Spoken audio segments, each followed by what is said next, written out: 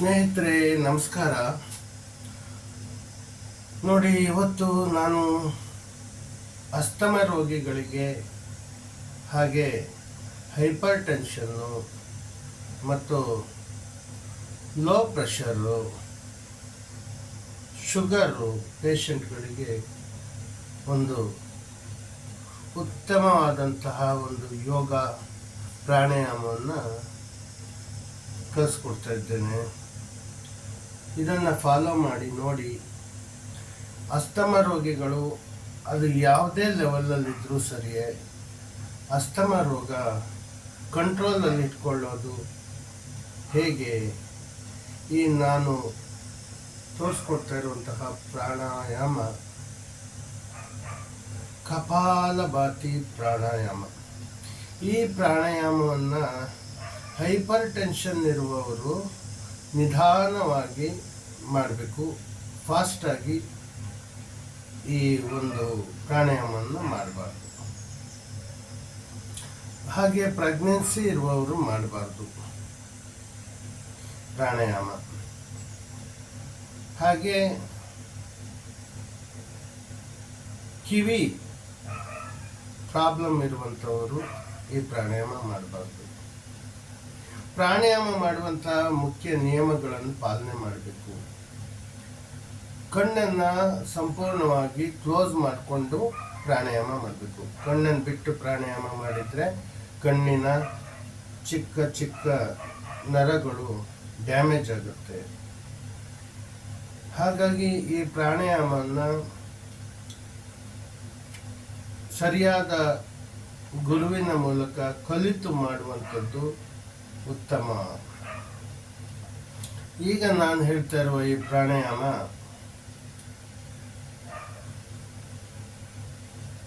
ಕಪಾಲಭಾತಿ ಪ್ರಾಣಾಯಾಮ.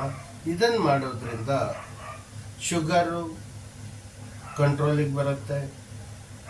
High pressure ಇದ್ದುವವರು ನಿಧಾನವಾಗಿ ಮಾಡಬೇಕು, ಸ್ಪೀಡಾಗಿ ಜೋರಾಗಿ ಮಾಡಬಾರ್ದು.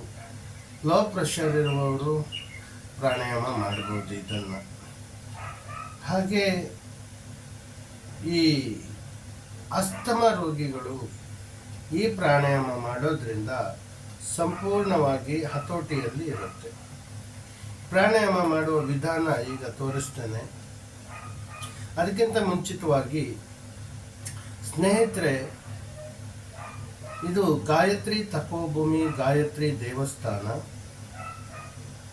ರುದ್ರಭೂಮಿ ರೋಡು, ಮಠದಬೆಟ್ಟು, ಕೋಟೇಶ್ವರ, ಕುಂದಾಪುರ ತಾಲೂಕು, ಉಡುಪಿ ಜಿಲ್ಲಾ. ಇಲ್ಲಿ ಏಪ್ರಿಲ್ 29ನೇ ತಾರೀಕು 2026ರಂದು ಲೋಕ ಕಲ್ಯಾಣಾರ್ಥ ಮಳೆಗೋಸ್ಕರ ಪರ್ಜನ್ಯ ರುದ್ರಾಭಿಷೇಕ ಪೂಜೆಗಳು ಇದೆ.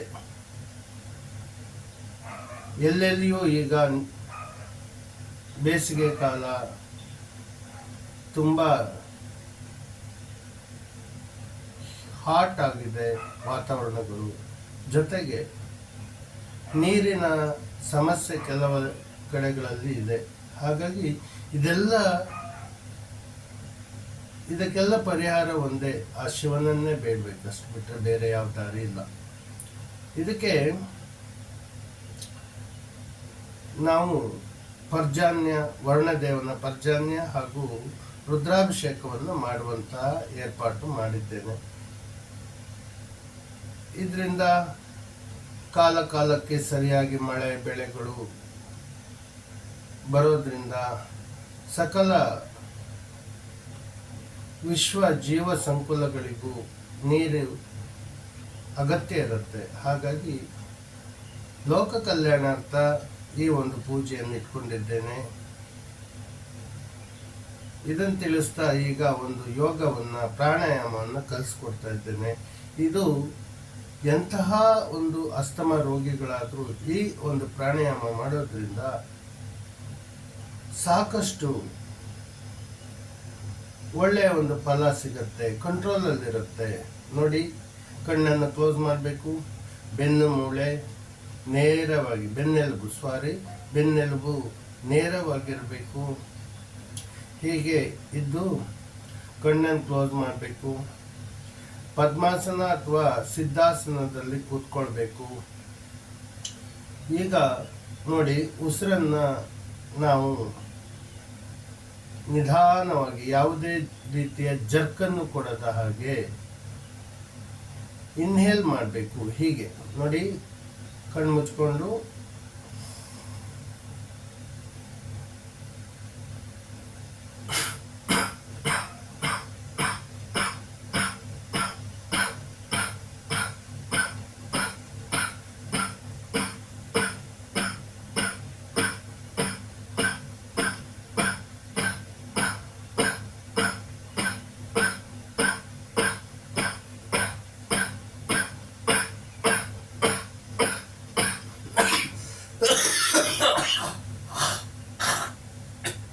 ಹೀಗೆ ಕಫವನ್ನು ಉಗಿಬೇಕು.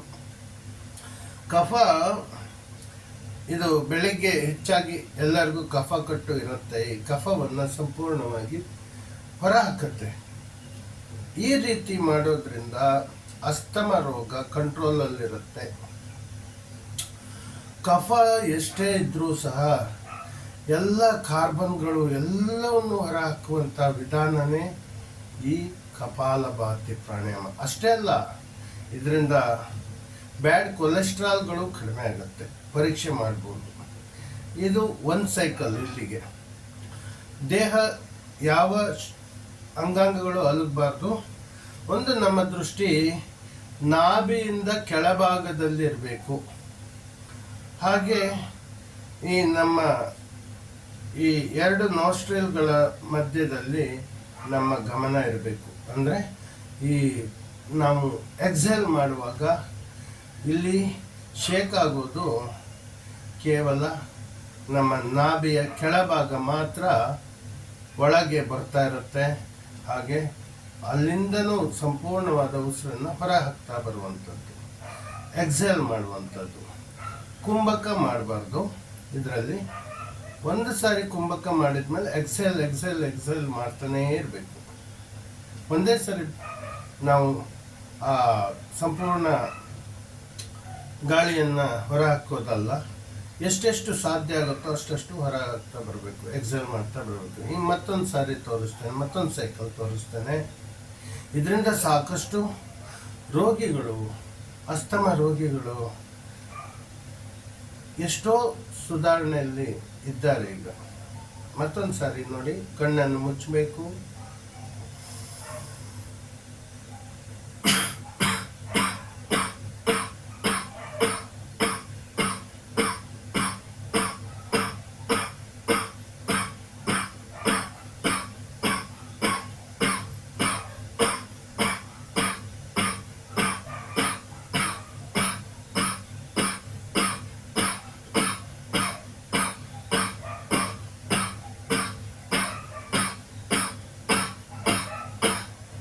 ಇಲ್ಲಿಗೆ 2 ಸೈಕಲ್ಸ್ ಆಯಿತು. ಇದೇ ರೀತಿ ನಿಮ್ಮ ಏಜಿಗೆ ಎಷ್ಟು ಏಜ್ ಆಗಿರುತ್ತೆ, ಈಗ ಸಾಧಾರಣ 30 ವರ್ಷ ಆಗಿದ್ದರೆ 33 ಸೈಕಲ್ಸ್ ಇದೇ ರೀತಿ ಮಾಡಬೇಕು. ಈಗ 2 ಸೈಕಲ್ಸ್ ಆಯಿತು. ಇದೇ ರೀತಿ 30 ವರ್ಷ ಆದವರು 33 ಸೈಕಲ್ಸನ್ನು ಮಾಡಬೇಕಾಗತ್ತೆ. ಇದರಿಂದ ಸಾಕಷ್ಟು ರೋಗಗಳು ಹುಷಾರಾಗುತ್ತೆ. ಹಾಗೆ ಕೆಲವು ಆಹಾರ ಪದಾರ್ಥಗಳು ನಮ್ಮಲ್ಲಿ ದೊರೆಯುತ್ತೆ. ಅದರಿಂದ ಶುಗರ್ ಕಂಟ್ರೋಲ್ ಬರುತ್ತೆ. ಅಮೃತ್ ಫುಡ್ಸ್ ಇದು ನಮ್ಮ ಫುಡ್ ಐಟಮ್ಗಳು. ಇದರಿಂದ ಶುಗರು ಕಂಟ್ರೋಲ್ ಬರುತ್ತೆ. ಹಾಗೆ BP, ಹಾಗೆ ಅಷ್ಟೇ ಅಲ್ಲ, ಕ್ಯಾನ್ಸರ್ ಸಹ ಸಂಪೂರ್ಣವಾಗಿ ಗುಣ ಆಗುತ್ತೆ. ಹಾಗೆ ಮಕ್ಕಳಿಲ್ಲದೆ ಇದ್ದವರು ಮಕ್ಕಳು ಸಂತಾನ ಭಾಗ್ಯವೂ ಸಿಗುತ್ತೆ. ಇಂತಹ ಸಾಕಷ್ಟು ಯೋಗಗಳು ಇನ್ನು ನಾನು ಅಪ್ಲೋಡ್ ಮಾಡ್ತಾ ಇದ್ದೇನೆ.